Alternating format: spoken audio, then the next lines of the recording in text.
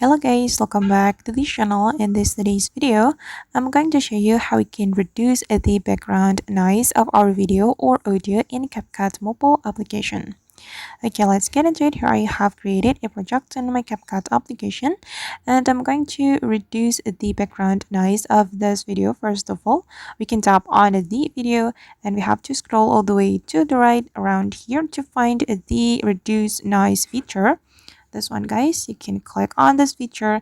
Then if you want to reduce the background noise of your video, you can simply activate this reduce noise feature. Click on this toggle button to activate it. Okay, and for the audio, if you want to reduce the noise of your audio, you just need to do the same step. You can click on the audio, click on the audio again, then you have to scroll all the way to the right and click on reduce noise, then click on this toggle button.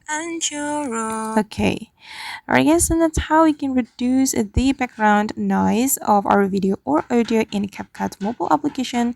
Hopefully this tutorial will be useful for you. Thank you so much for watching and see you in the next video.